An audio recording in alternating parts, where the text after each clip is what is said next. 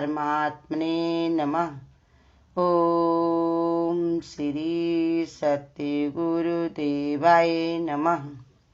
ये बता रहे भगवान 13वें अध्याय का ये है 8वां श्लोक। इस लोक और परलोक के संपूर्ण भोगों में आसक्ति का अभाव और अहंकार का भी अभाव एवं जन्म मृत्यु जरा रोग आदि में दुख दोषों का बारंबार विचार करना, ये सात्विक विचार वाले बता रहे। और आगे कि लोक और परलोक के संपूर्ण भोगों में आसक्ति का अभाव। पहले ये लोक की आसक्ति तुम छोड़ोगे तभी तुम परलोक की भी आसक्ति छोड़ सकते हो। पहले तजिए हूं मैं प्रीत, तब करिए फिर तब तजिए तुम लोकारीत, और तब करिए प्रभु से तुम प्रीत। कहते जो हूं में पड़ा रहता है, घर में परिवार मेरा कहीं कुछ बिगड़ न जाए, मेरे लड़के हैं, मेरा परिवार है, सब हमसे क्या कहते हैं, उनको क्या चाहिए, इन्हीं के बारे में सोचना, मेरी यही जिंदगी है, इससे ज्यादा हम किसी को कुछ नहीं जानते नहीं मानते। तो पहले उधर से मन को हटाओ। फिर संसार में लोग तुमको कहेंगे तरह तरह से कि कैसी हैं ये, उन्होंने ऐसा किया, ऐसा नहीं इनको शोभा देता है, ऐसा नहीं करना चाहिए, इनके गुरु ने इनको क्या सिखाया है, इन्होंने क्या सोचा है। तो ऐसे भी संसार में तरह तरह से लोग कहते रहते हैं। तो कहते उनका भी छोड़ो। तब भगवान कहते तुम हमसे प्रीति कर सकते हो, ये स्थिरता तुम्हारे अंदर तब आ सकती। तो वही ये समझा रहे हैं। पहले लोक का छोड़ो, फिर परलोक माने स्वर्ग आदि जो मिलने वाला होता है दान पुण्य करके, तो उसमें ही इंसान उसमें फंस जाता है कि इतना हम दान कर रहे, इतना पुण्य कर रहे, इतनी तपस्या कर रहे, तो हम स्वर्ग तक जाएंगे, वहां स्वर्ग के सुख भोगेंगे। तो यही भगवान बता रहे कि वहां तक भी तुम्हारी जो है कोई इच्छा नहीं होनी चाहिए, कि वो भी बेकार ही है, क्योंकि वो भी क्या है, हमेशा ना रहने वाला। अभी तुमको बताया जाए कि तुम वहां रिश्तेदारी में चलो, वहां पर तुमको एसी लगी मिलेगी, गाड़ी मिलेगी, और सब तरीका के व्यंजन मिलेंगे, 2-4 महीना तुम रह भी सकते हो, लेकिन लौट के तुमको आना है ना यहाँ पर, तब फिर क्या फायदा, वहां जाके कितना सुख ले लोगे और अपनी आदत ही खराब करोगे। समझदार इंसान जो होता है तो उसको ये बात समझ में आती है कि कहीं और चीजों में मन लगाने से क्या होगा, सबसे ज्यादा हमारा नुकसान होगा, कि हमारे स्वभाव में आ जाएगी, फिर इसके बिना हम जी नहीं पाएंगे, हमारे जीवन जो है बड़ी कठिनाई से ही गुजरेगा। तो इसलिए समझा रहे भगवान कि उनका तुम पहले ये विचार बना लो, फिर तुम परलोक तक का भी आसक्ति छोड़ दो। अहंकार का भाव, अहंकार अपने अंदर ना आने दो, क्योंकि अहंकार जिसने किया रहा न उनका वंश, अब तीनों ही विध्वंस हुए, रावण कौरव कंस। तो इसलिए बता रहे फिर मृत्यु जरा अवस्था रोग आदि दुख दोषों में बार बार विचार करो कि आखिर हमने ये जन्म क्यों लिया है, और हमने जन्म लिया था तो हमने ये मेरे बुढ़ापा क्यों आया, वो आगे मर करके हमको कहाँ जाना है। इंद्रियों द्वारा अनुभव किए जाने वाले जितने भी संसारिक अथवा परलौकिक भोग हैं, उनमें सुख की आशा ना रखना, उनको वास्तव में सुख रूप ना मानना, दुख रूप ही मानना बैराग कहलाता है। कहा बैराग जब हो जाता है तो संसार के जितने भी सुख हैं उनमें आशा नहीं रहती, क्योंकि जितने भी सुख हैं उतने ही दुख हैं, जितना सुख मानिया उतने हुए रोग, जितनी बीमारियां परेशानियां हैं सब सुख वालों के पास होंगी, जिनके पास सुख सुविधाएं नहीं है उनके पास समस्याएं भी नहीं है। हम जानते हैं कि ये सुविधा हम करते जा रहे हैं, हम सुकून से रहेंगे, हमको बड़ा आराम मिलेगी, घर परिवार वाले रहेंगे, लेकिन हमारा कौन सा दुख बन करके कैसे आकर के हमको गिराए हमें पता नहीं होता। तो इसलिए बता रहे भगवान कि सुख की आशा ना रखना, यही, और दुख रूप मानना सबको, संसार के सुख को, यही सच्चा बैराग है। मन में जब ये धारणा अचल रूप से स्थिर हो जाती है कि मनुष्य जीवन केवल परमात्मा की प्राप्ति के लिए ही मिला है, तो धीरे धीरे इन सब भोगों की प्राप्ति बैराग होने लगता है। कहते सब चीजों की प्राप्ति से उसको बैराग लगने लगता है। सांसारिक विषयों को ग्रहण फिर उपभोग के लिए नहीं होना चाहिए, बल्कि केवल परम लक्ष्य की प्राप्ति के लिए उपयोग स्वरूप होता है। कि संसार में अगर तुमको कोई साधन सुविधा मिली है तो खाली उनको भोग ना भोगो, उनसे अपने परम लक्ष्य के लिए विचार करो कि इनसे हम कैसे मदद कर सकते। देखो घर में तुम्हारे पंखा लगा हुआ है तो आराम से 4-6 घंटे सो लो भरपूर, उससे तुमको बढ़िया, फिर दिमाग भगवान की भक्ति के लिए लगने के लिए फ्रेश हो गया है।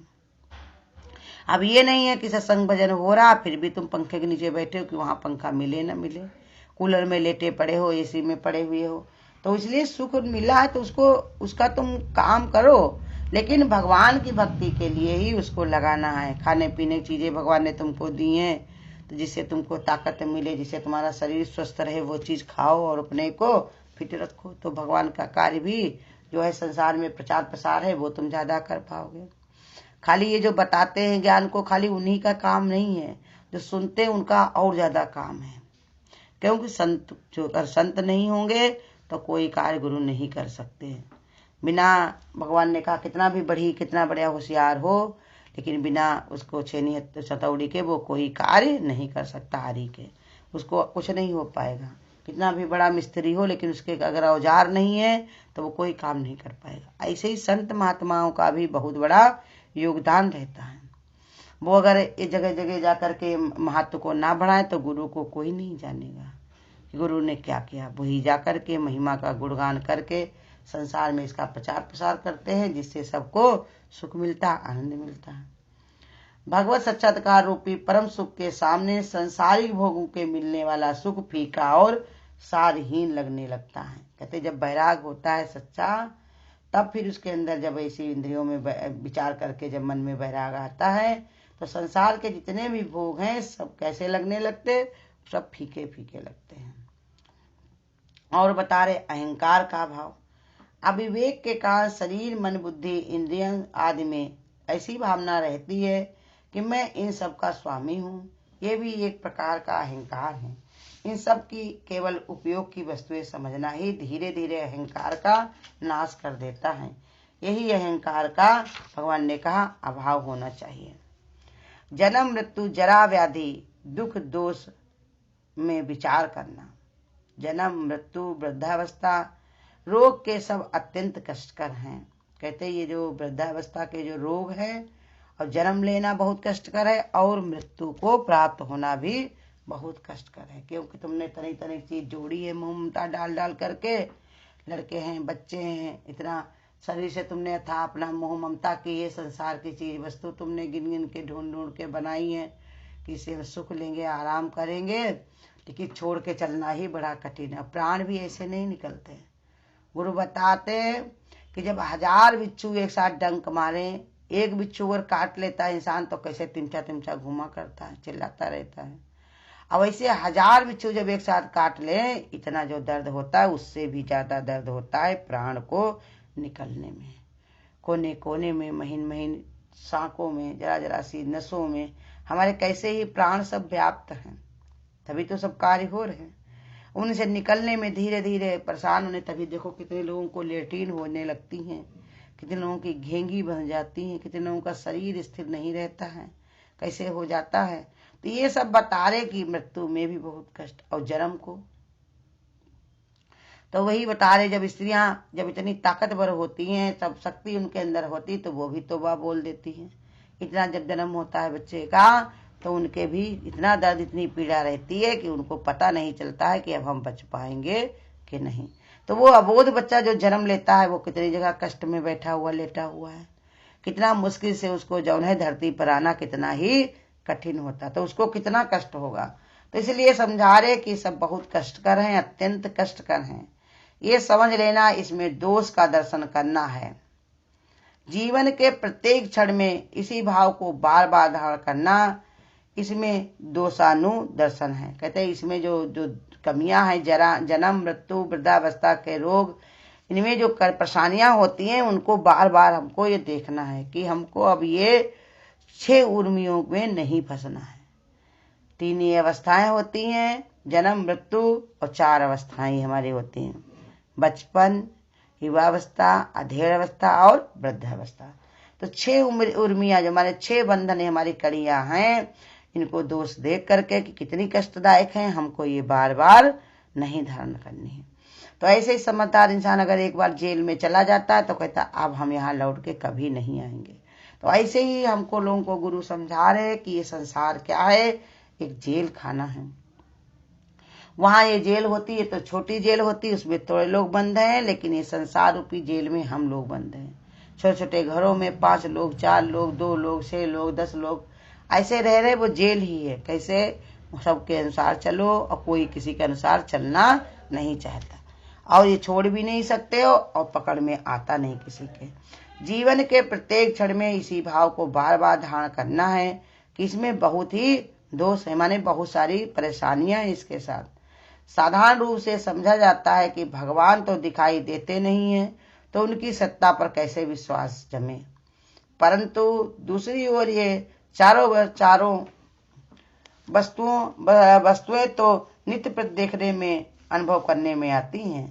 कहते हैं 4 अवस्थाएं जो होती, जन्म, मृत्यु, वृद्धावस्था और रोग, ये तो तुम देख ही रहे हो, इनसे तो ज्ञान ले लो, आखिर क्या है ये सब है। तो कहते नहीं भगवान नजर आते, तो कहा ये सब देख करके तो देखो कि जन्म लेने में कितना कष्ट है, कितना बच्चा सबला का आत्मा पूर्ण होती, लेकिन कितना बच्चा अबोध, ना मन की बात कह सकता, दर्द हो तो नहीं बता सकता, लेटी बाथरूम में पड़ा तो उसको धुल नहीं सकता, भूख लगे तो खाना बना के खा नहीं पाता बच्चे को।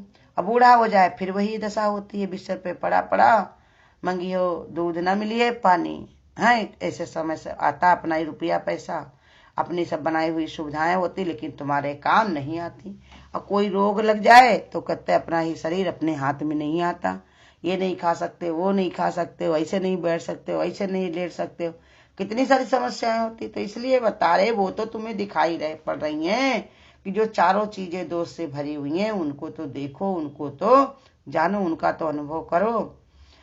इसके दोषों के विषय में बार बार सोचते रहने पर धारणा दृढ़ हो जाती है।